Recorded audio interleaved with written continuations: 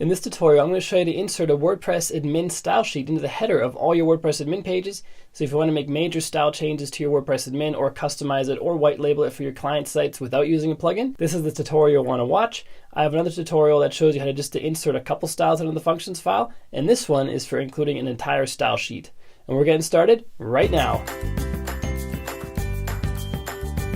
Hey, what's up guys? Welcome back to another video. It's Bjorn from WPLearningLab, where we help you get better at WordPress so you can earn more for yourself, for your clients, and for your business. If you're new here and you like WordPress tips and tricks and getting better at WordPress for yourself and your clients, click on subscribe and click the bell notification icon so you don't miss anything. And if you like deals, I've negotiated a half-off deal with InMotion Hosting. You get half off of any one of their plans that you want. It can be for yourself or for your clients or whatever. You get half off. Link in the description down below for more details.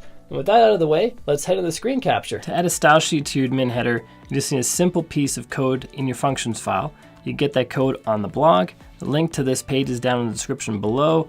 If you scroll down, you're going to see a spot where you have a function with a comment on the top that says function to add a custom admin style sheet. This is the code you want. Select all of it and then copy it into your functions file. Hopefully you have a child theme functions file. If you don't have a child theme yet, don't know what it is, click on the playlist that just popped up to learn about child themes and how they can save you a lot of headache by having them. And I highly recommend that you have a child theme before you make these changes. I'm going to edit my child theme functions file through the file manager. You can do this via FTP if you're more comfortable in there. I'm going to open public_HTML, then WP-content, and then themes. Find my child theme, which is this one, which is the currently active theme. We're going to edit the functions file.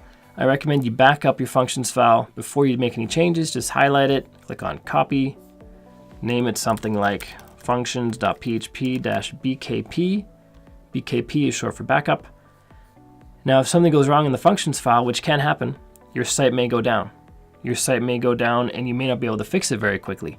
If you're inexperienced, you don't know what happened. So then if that happens, you can delete this functions file that is now broken, change the name of your backup functions file to remove the -bkp, and then your site's back online. That's why we have this handy little backup here. So I'm going to edit the live functions file, highlight it, click on edit. I'm going to add some white space at the bottom.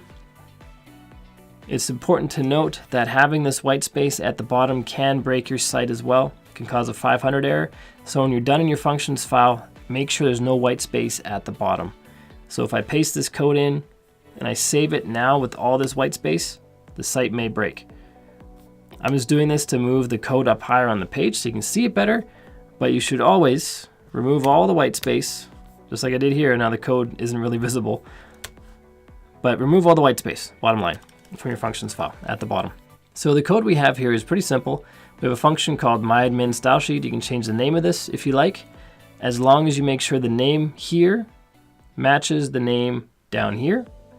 And that will add, this add action will add this style sheet to the admin head, which means it's going to be in the admin pages head section and only admin pages. And the function is really simple. We're going to echo out the HTML tag for a style sheet. This is the URL for the style sheet. Oops, this is the URL for the style sheet right in here.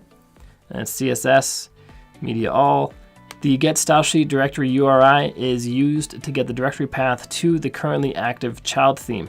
If you put in here get template directory URI, which you might think is what you actually want, that will actually pull up the parent theme path, not the child theme path, even if you have the child theme activated. So you want to get the style sheet directory URI. That will get the path to the child theme folder. Then you have to add a /admin-style.css. When I was talking about the dangers of, I'm just going to click on this too. This is broken up into 2 lines. By default, I'm going to click on this button here to expand it to 1 line to make it a little easier to look at. But the dangers of the functions file, this is HTML in here. Inside these single quotes, we have PHP, then we have HTML again, and then we end again with PHP. And if you have a single quote like this in the wrong place, or this period isn't there that's used to concatenate different pieces of code, your site will go down. It's an unfortunate fact. Here's an example. I take out that period, come out to the site, refresh. I'm going to get a blank page, or here, warning, problems, site went down. If I change this to add the period back, save this, this site will be back online.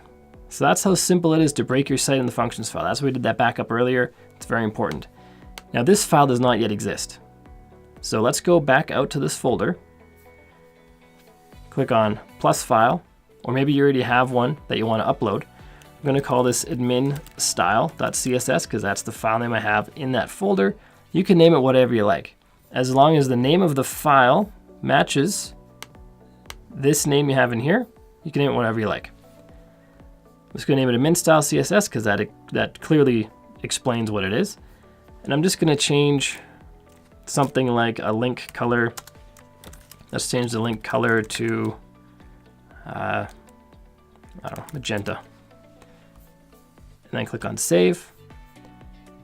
And hopefully, if all went well, this link over here, this link, these links that are currently blue will be magenta if this style sheet loads.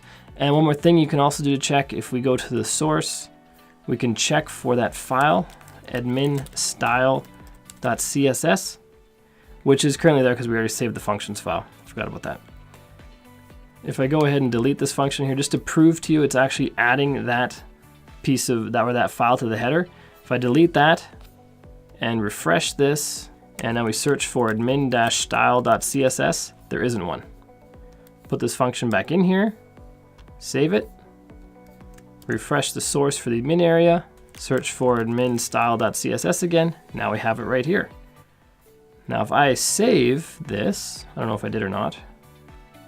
Yes, I did. But I can actually click on this link and that's going to open the CSS. So you can see it right in the browser if you want. Now if I refresh the admin page, finally, hopefully our links are going to change color. And they did. They are now magenta links.